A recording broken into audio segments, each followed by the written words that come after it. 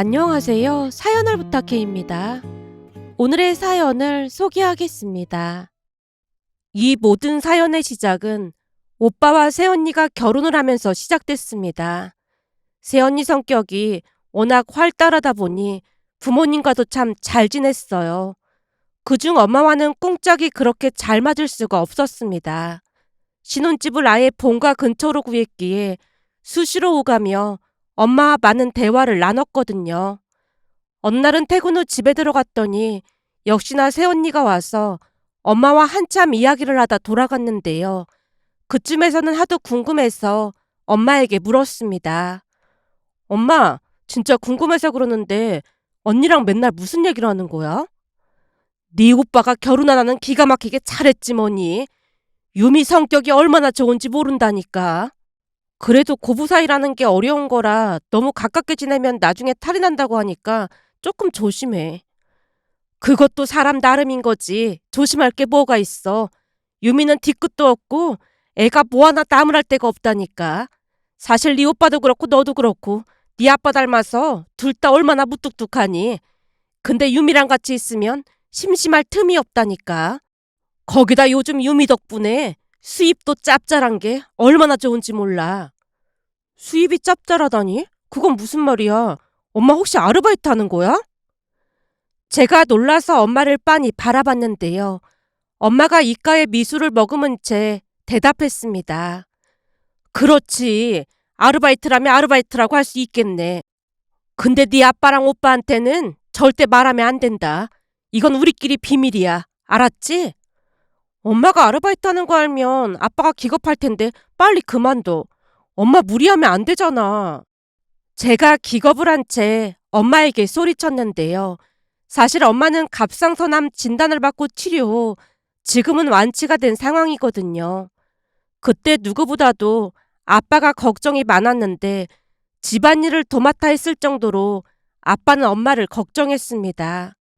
물론 오빠와 저도 집안일을 돕긴 했는데요. 평소 테니스를 좋아해서 테니스를 자주 치러 다니던 아빠였지만 엄마의 갑상선암 치료 이후 아빠는 마치 슈퍼맨이 된 것처럼 회사를 다니면서 집안일까지 완벽하게 해냈습니다. 그 모습에 엄마가 감탄을 하기도 했으니까요. 여보, 당신 진짜 잘한다. 나보다 나은 것 같아. 옛날에 자취를 오래 해서 그렇잖아. 앞으로도 내가 할 테니까 집안 살림할 시간에 당신은 운동하고 건강관리할 생각해.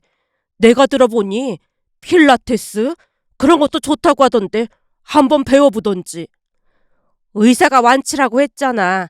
이제는 내가 살림할 테니까 당신은 예전대로 생활해. 암이라는 게 언제 해발할지 모르는 거라고 항시 조심해야 한다잖아. 다른 암도 아니고 갑상선 암은 착한 암이라고 하니까 너무 걱정할 필요 없어. 그래도 암인데 항상 조심해야 하는 거야. 그리고 앞으로 식단도 전부 채식으로 바꿀 거니까 그런 줄 알아. 그 뒤 아빠는 온라인 주문으로 식재료를 사기 시작했는데요. 대부분은 신선한 채소였습니다. 우리가 많이 놀랐던 부분이 있었는데요. 평소 아빠는 고기 반찬이 없으면 밥을 잘 먹지 않았을 정도로 고기를 많이 좋아하는 그런 분이었어요. 그런데 하루아침에 채식으로 식습관을 바꾸는 걸 보고 많이 놀랐습니다. 혹시나 고기 반찬을 하더라도 굽지 않고 삶거나 쪄서 반찬을 하는 등 많은 노력을 했으니까요. 어느 날은 제가 감탄한 채 아빠에게 물었습니다. 아빠, 그럼 회사 출근해서 엄마 몰래 고기 먹는 거야? 아니, 회사에서도 고기 반찬이 나오면 되도록 안 먹으려고 하고 있어. 네 엄마한테도 먹지 말라고 했는데 나만 먹고 있으면 약속 위반이잖아. 그냥 몰래 먹으면 되는 거 아니야? 네 엄마가 암에 걸렸다는 소리 듣고 내가 얼마나 후회를 했는지 몰라. 아빠 때문에 그런 것도 아닌데 너무 자책하지 마. 내가 허구한 날 고기 반찬을 찾아댔잖아. 그러니 네 엄마도 고기를 매일같이 먹었잖니. 사실 네 엄마는 예전부터 고기보다는 채식을 더 좋아했거든. 그랬으니 암이란 소리를 듣고 난 뒤에는 죄책감 때문에 몇 날 며칠 동안 잠도 못 잤어. 꼭 고기 때문이란 증거도 없는 거고 요즘은 암 환자가 많이 늘었다고 하잖아. 그냥 운이 안 좋았던 것뿐이야. 제가 아빠를 안심시키기 위해 많은 애를 썼지만 아랑곳하지 않고 그 뒤에도 아빠는 채식을 하려 많은 노력을 했습니다. 덕분에 저도 채식을 하기 시작했는데요. 물론 중간중간에 고기를 먹기도 했지만 그래도 채식을 하니 몸도 가벼워지고 속이 편한 건 사실이었습니다. 그렇게 아빠는 회사 일과 집안 살림을 도맡아 한 건 물론이었고 운동도 게을리하지 않았습니다. 그러면서 엄마의 건강 상태를 끊임없이 확인한 건 말할 것도 없었고요. 그러다 보니 엄마도 더욱 건강해져 가고 있었습니다. 그런데 그런 와중에 엄마가 아르바이트를 한다고 하니 제가 깜짝 놀랄 수밖에요. 결국 엄마에게 화를 내고 말았습니다. 엄마가 아르바이트 하고 있는 거 알면 아빠가 난리칠 거니까 빨리 그만둬. 근데 대체 무슨 아르바이트를 하고 있다는 거야? 그게 몸도 힘들지 않고 아주 괜찮은 아르바이트야. 그러니까 그게 뭐냐고. 제가 추궁을 하자 엄마가 목소리를 낮춰서 물었어요. 너 혹시 주식 해본 적 있어? 주식? 아니, 난 그런 거 절대 안 하지. 우리 회사의 김대리도 그 주식 잘못해서 있는 돈 다 날렸잖아. 그거 보면서 나는 절대 주식하지 말아야겠다고 다짐했거든. 그건 하수니까 날리는 거고 유미처럼 전문가한테 배우면 날릴 일이 없다니까. 설마 그럼 엄마가 하고 있다는 아르바이트가 주식이란 말이야? 너 말이야. 요 몇 달 동안 내가 얼마나 벌었는지 모르지? 얼마나 벌었는데? 내가 비상금으로 몰래 주식했는데 무려 300만 원이나 벌었어. 이거 완전 대박이지 않아? 엄마, 주식이라는 게 까딱 잘못하다가는 한순간에 다 날릴 수도 있다니까. 우리 유미가 하라는 대로 하면 절대 잃을 수가 없는 게임이라니까. 걱정할 필요 없어.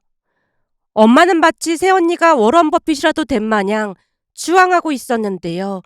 그 모습이 걱정이 돼서 제가 다시 설득했습니다. 엄마, 아빠 월급이 적은 편도 아닌데 굳이 주식할 필요가 뭐가 있어. 네 아빠 월급이 적어서 주식을 하는 게 아니라 그동안 내내 살림만 하다 보니까 나는 돈을 벌어본 적이 없잖아. 근데 책상에 앉아서 네 새언니가 하라는 대로만 하면 몇백씩 벌잖아. 주식으로 돈 벌어서 네 아빠 차 바꿔줄 참이야. 차 새로 바꿀 때 내가 돈 보태줄 테니까 주식 그만해. 온전히 내 힘으로 벌어서 차 바꿔줄 거니까 넌 신경 쓸 필요 없어. 그러다 아빠가 알면 난리 난다니까. 그러게 너만 입 다물고 있으면 되는 거야. 만약 네 아빠가 알게 되면 네가 말한 걸로 간주할 거니까 그런 줄 알아. 그 뒤에도 엄마는 제 말을 귓등으로도 듣지 않았습니다. 하지만 시간이 지나면서 표정도 더 밝아져 갔고 콧노래까지 부르는 날이 많아졌기에 그냥 모른 척 하기로 했는데요. 갑상선암이 착한 암이라고는 하지만 암이라는 소리를 듣고 난 뒤 많이 우울해하셨거든요. 근데 오빠와 새언니가 결혼을 한 뒤로 많이 밝아진 모습이었기에 그냥 엄마만 행복하면 그만이지라는 생각을 했습니다. 그러던 어느 날은 주말에 새언니가 왔는데 엄마가 조용히 물었습니다. 어머, 너 향수 바꾼 거니? 은은한 게 참 좋네. 아, 이 향수 제 친구가 신혼여행 다녀오면서 사다 준 건데 괜찮죠? 그러게 말이야. 난 향수 싫어하는데 은은한 게 참 괜찮다. 엄마가 싱긋 웃으며 말을 했고 저 또한 향수를 좋아하진 않았지만 향기가 꽤 괜찮다는 생각을 한 채 나중에 새언니에게 어떤 향수인지 물어봐서 하나 사드려야겠다라는 생각을 하고 있었는데요. 잠시 후 방에 들어가서 화장대를 보던 엄마가 놀란 채 외쳤어요. 유미야, 이게 뭐니? 아까 어머님이 향기가 괜찮다고 하셨잖아요. 오늘 딱 한 번 썼는데 그냥 어머님 쓰시면 좋을 것 같아서요. 아니야. 네가 선물 받은 걸 내가 어떻겠어. 어머님, 그거 좀 고급진 향수거든요. 좋은 거니까 그냥 어머님 쓰세요. 그거 다 쓰시면 제가 하나 더 사드릴게요. 새언니가 빙긋이 웃으며 대답했는데요. 가만히 보니 엄마가 새언니를 좋아하는 이유를 알 수가 있었습니다. 새언니는 말을 재치 있게 하는 그런 능력이 뛰어난 사람이었으니까요. 그랬으니 무뚝뚝한 가족들과 살던 엄마에게는 신세계가 아니었을까 싶었습니다. 그 뒤에도 재미있는 일이 참 많았는데요. 어느 날은 엄마가 새언니와 제게 말을 꺼냈어요. 내 친구가 설악산으로 등산을 다녀왔는데 참 재미있었다지 뭐니. 그래서 말인데 펜션이랑은 내가 예약할 테니까 우리 여자들끼리만 등산 다녀올까? 저번에 회사에서 북한산 등산 갔다가 나 며칠간 쓰러져 있었던 거 잊었어? 등산이 보통 힘든 게 아닌데 괜찮겠어? 그동안 운동 열심히 했으니까 체력 테스트도 해볼 겸 가고 싶어서 그래. 저번에 네 아빠랑 가까운 곳에 등산 다녀왔을 때 내가 산을 더 잘 탔거든. 유미야, 너도 갈 수 있겠니? 엄마가 새언니를 빤히 바라보자 새언니가 머뭇거리다 대답했습니다. 어머님, 제가 예전부터 몸치라는 소리를 진짜 많이 들었거든요. 그러다 보니까 달리기도 항상 꼴찌였고 운동을 진짜 못해요. 그럼 힘들겠구나. 엄마가 실망스러운 표정으로 고개를 끄덕이자 새언니가 급히 대답했습니다. 아니, 안 가겠다는 건 아니고 제가 따라가면 어머님이랑 아가씨가 조금 힘들 수도 있을 것 같은데 괜찮을까요? 조금 천천히 가면 되지. 엄마가 흔쾌히 대답을 했고 얼마 뒤 우리는 설악산으로 등산을 갔습니다. 그런데 그날 새언니 덕분에 웃음을 참아야만 했는데요. 가는 내내 몇 번이나 물었거든요. 어머님, 흔들바위인가 뭔가는 아직 멀었어요? 한참 더 가야지. 왜? 힘들어? 이러다가 쓰러져서 헬기 실려갈 것 같은데 그냥 저기 저 바위 흔들고 내려가면 안 될까요? 뭐? 그게 무슨 소리야? 흔들바위 가신다면서요. 그러니까 아무 바위나 흔들고 내려가면 그게 흔들바위 아니겠어요? 그리고 제가 찾아보니까 그 흔들바위가 정작 밀었을 때 흔들리지도 않는다고 하던데 그냥 저기 저 바위 흔들고 내려가시죠. 제가 바위 흔드는 거 휴대폰으로 찍어드릴게요. 새언니가 어찌나 천연덕스럽게 말을 하던지 등산을 하던 다른 사람들도 킥킥거리며 웃음을 참지 못했는데요. 그날 엄마 손에 이끌려 끝까지 등산을 하긴 했답니다. 그 이후 엄마는 친구들을 만날 때마다 새언니 이야기를 하면서 배꼽을 잡고 웃었고요. 그렇듯 새언니로 인해 엄마는 많이 밝아져갔고 가족 모두 새언니를 많이 좋아하게 됐습니다. 그러던 중 엄마와 새언니가 서로 잘못을 탓하며 옥신각신하기도 했는데요. 시간이 지나면서 엄마도 주식 공부를 많이 한 모양으로 서로 의견을 주고받기도 했거든요. 그날도 집에 갔더니 엄마 표정이 심상치가 않아 보여서 조용히 물었어요. 엄마, 표정이 왜 그래? 무슨 일 있었던 거야? 그러게 내가 그 주식 사면 안 된다고 했는데 끝까지 우겨대서 샀더니 며칠 만에 결국 폭락했잖니. 주식이라는 게 오르고 내리고 그러는 건데 그냥 그러려니 해.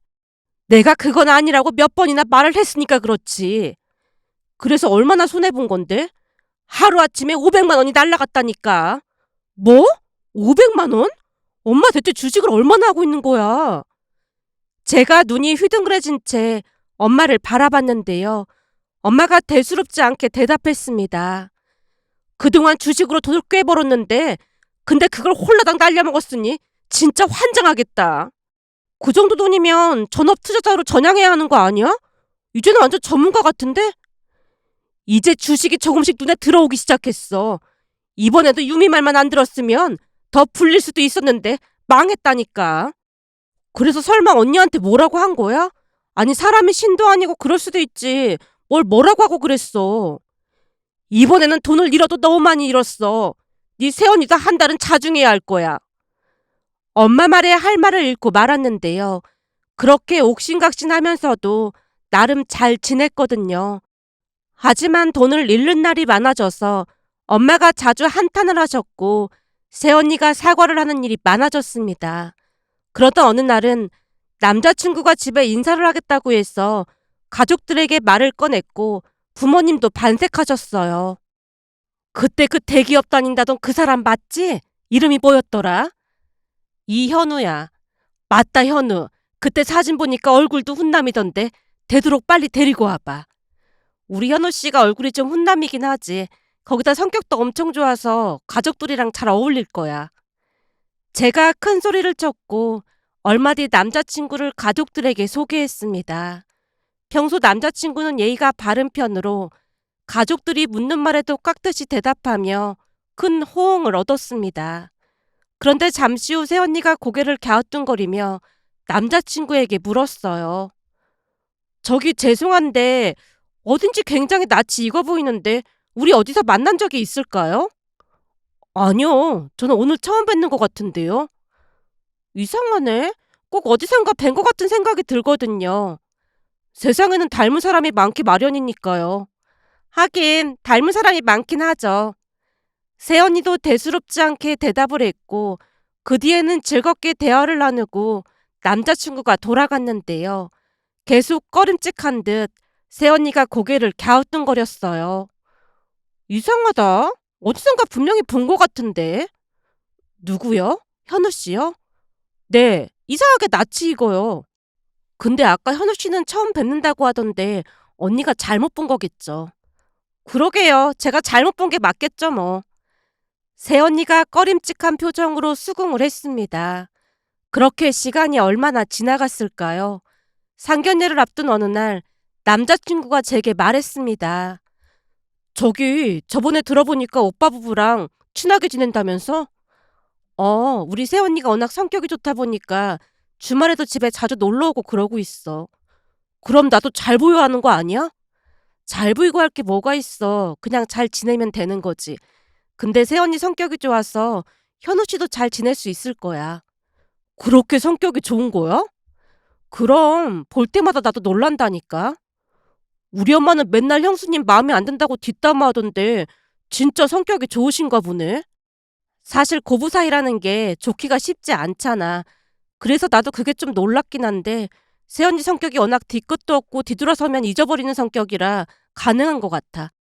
얼마 전에도 엄마랑 말다툼을 했던 모양인데 하루 만에 그걸 까먹고 찾아와서는 어머님이 당분간 오지 말라고 했었는데 깜빡했네. 이러고 있는 거 있지.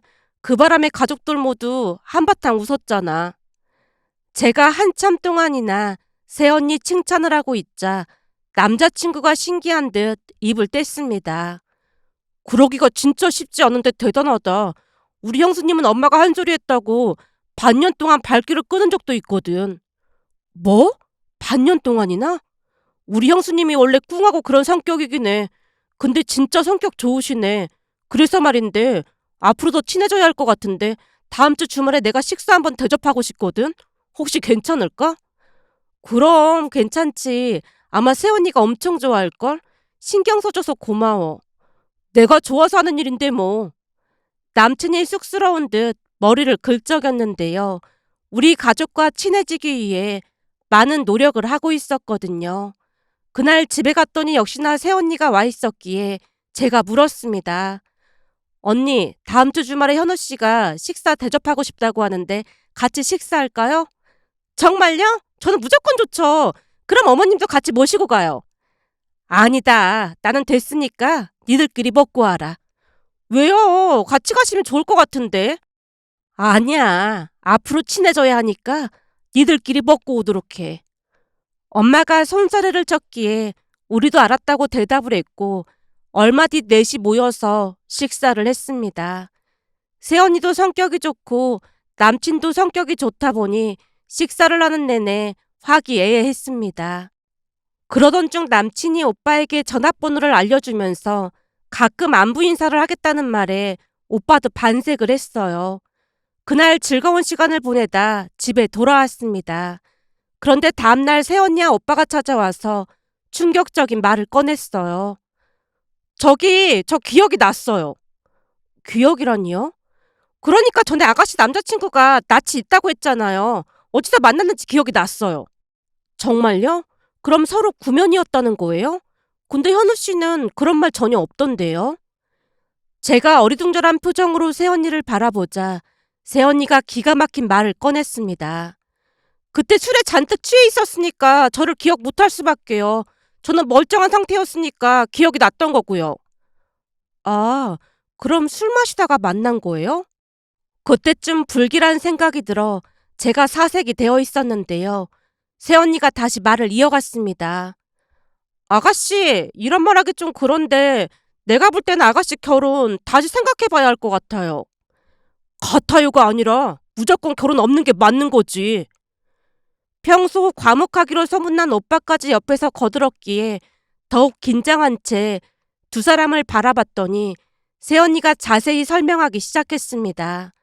새언니 말에 의하면 전에 한 식당에서 친구들을 만났다는데요. 그날 새언니는 차를 가지고 와서 술을 전혀 마시지 않았고 그냥 음식만 먹었다네요. 그렇게 식사를 하고 난 뒤 가까이 살던 친구들을 데려다 주겠다며 차가 세워진 곳으로 이동을 했더니 어떤 차가 새언니 차를 가로막고 이중 주차를 해놨다고 합니다.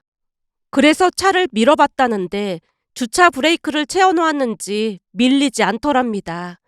그래서 상대방 차에 적혀있던 휴대폰 번호로 전화를 걸었다는데요.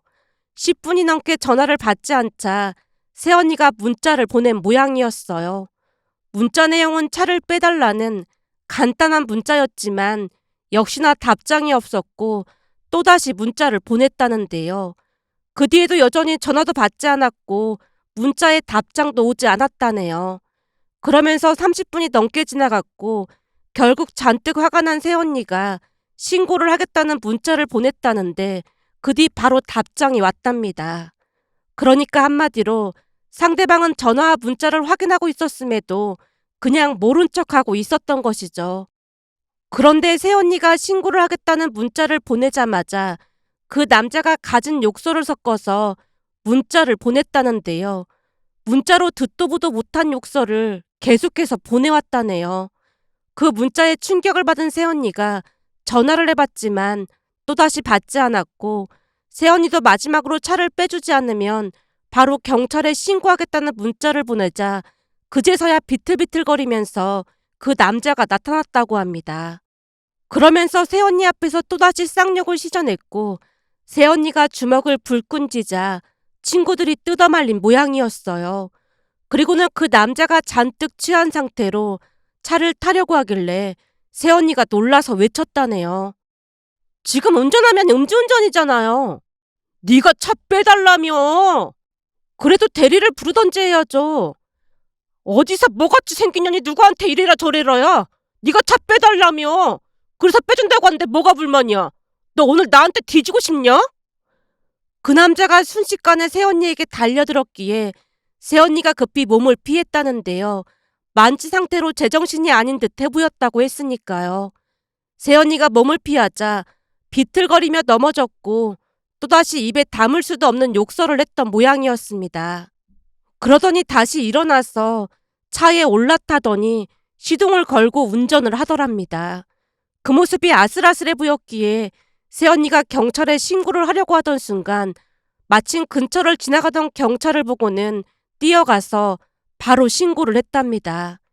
결국 그 남자가 경찰관에게 붙잡힌 모습을 보고 새언니는 집으로 돌아왔고요. 그런데 문제는 다음날 모르는 번호로 전화가 와서 받았더니 그 남자가 소리를 질렀답니다. 야, 네가 나 신고했지? 너 때문에 나 지금 운전면허 취소당하고 지금 벌금이 얼마인 줄 알기나 해? 남자가 어찌나 소리를 지르던지 옆에 있던 오빠도 들었다고 하네요. 결국 오빠가 전화를 빼앗다시피 해서 남자에게 소리를 지르자 그 남자 입에서 쌍욕이 터져나오더랍니다. 문제는 그 뒤에도 남자가 수시로 새언니를 협박했다네요. 한참을 말하던 새언니가 긴 한숨을 내쉬고는 다시 말을 이어갔습니다. 그때 이후로도 계속 문자로 욕설을 보내오고 그래서 제가 번호로 저장까지 했거든요. 그리고 제가 변호사를 고용해서 법적으로 하겠다고 하고 난 뒤 변호사 사무실 사진까지 보내주니까 그게 무섭긴 했던 모양인지 그 뒤에는 조용해졌어요. 그럼 설마 그 사람이 현우라는 거니? 엄마가 눈을 동그랗게 뜨고 새언니를 바라보자 새언니가 고개를 끄덕이며 다시 말했습니다. 근데 어제 현우 씨가 이 사람한테 전화번호를 서로 알고 지내자고 해서 이 사람이 저장을 했거든요. 그러다 보니까 저도 저장을 해놓는 게 맞을 것 같아서 저장을 하려고 번호를 눌렀더니 또라이로 저장이 되어 있는 게 아니겠어요? 또라이? 그때 진짜 힘들게 해서 제가 또라이로 저장을 해놨거든요. 그 뒤 잊고 지냈는데 바로 그 사람이 아가씨 남자친구였어요. 아가씨, 혹시 현우 씨 차 운전하고 다녀요? 아니요. 전에 사고가 났다고 한 적이 있었거든요. 그때 많이 다치진 않았지만 무서워서 당분간 운전 못하겠다고 하면서 차 없이 다니고 있어요. 거봐요. 그 사람이 맞다니까요. 여기 문자 내용 한번 보세요. 진짜 어마어마하지 않아요? 새언니 말에 문자를 확인해 봤더니 제가 알던 사람이 맞나 싶을 정도로 심각해 보였습니다. 결국 다음날 남친을 만나서 물었더니 남친의 얼굴은 곧 나가 자빠질 듯한 사색으로 뒤덮여 있었습니다. 그리고는 변명을 늘어놓기 시작했어요. 사실은 그때 주식으로 돈을 많이 잃어서 내가 제정신이 아니었거든. 근데 그 와중에 음주운전까지 걸려서 울분을 못 참겠더라고. 아무리 힘들어도 그렇지 어떻게 그럴 수가 있어? 차를 빼달라고 하도 난리를 치니까 그런 거지. 안 그랬으면 나도 그렇게까지 안 했을 거야. 그걸 지금 말이라고 하는 거야? 알아. 내가 다 잘못했는데 그때는 술에 취해서 그랬던 거라니까. 한 번만 용서해줘. 주식으로 돈을 전부 날려서 제정신이 아니었다니까. 주식으로 돈을 다 날렸다면서 그럼 대체 결혼은 무슨 돈으로 하려고 했던 거야? 그거야 대출받고 네가 모은 돈도 있다고 하니까 그걸로 하려고 했지. 돈이야 있다가도 없는 거고 없다가도 있는 거잖아. 그리고 얼마 전에 대출받아서 주식 다시 시작했거든? 근데 느낌이 아주 좋아. 곧 복구할 것 같아. 그날 남친의 말을 들으며 제가 얼마나 한심한 사람인지 다시 한번 깨달았는데요. 그런 정신 나간 인간과 결혼까지 생각했다는 것에 너무 참담하여 아무 말도 할 수 없었습니다. 그렇게 그 인간에게 헤어짐을 통보했고 자리를 박차고 나와버렸습니다. 물론 전 남친이 한동안 연락을 해오다가 급기야는 우리 집까지 찾아왔는데요. 새언니가 다시 경찰서에 가고 싶냐고 말을 하면서 변호사를 들먹이자 다행히 그 뒤로는 연락을 해오지 않았습니다. 그리고 그 사건 이후 새언니는 우리 집 영웅으로 등극했고 엄마가 기특하다는 듯 말했어요. 우리 유미가 진짜 큰일을 했어. 그때 그 인간 번호를 저장 안 해놨으면 어쩔 뻔했어. 그쵸 어머님. 그럼 그때 500만 원 그거 용서해 주시는 거예요? 네 시누이를 구렁텅이에서 꺼내줬는데 지금 500만 원이 문제야. 그리고 제가 곰곰이 생각해봤는데 우리 이제 주식하지 말고 어머님이랑 저 둘이 개를 하는 게 어떨까요? 아무리 봐도 주식은 너무 위험한 것 같아요. 그러게 말이다. 그렇잖아도 나도 주식 그만하자고 할 참이었다. 그 인간 보면서 주식하다가 폐가 방신할 수도 있겠다 싶더라니까. 라며 엄마와 새언니가 주식을 전부 정리했고 그 뒤로는 절대 주식을 하지 않았습니다. 문득 며칠 전 엄마가 등산을 가겠다고 하자 새언니가 따라간다고 졸라댔고 엄마가 손사래를 쳤습니다. 왜? 또 그냥 아무 바이나 흔들고 내려와서는 흔들바이라고 하려고? 제가 그동안 체력을 많이 키워서 이젠 잘 올라갈 수 있다니까요. 아니다.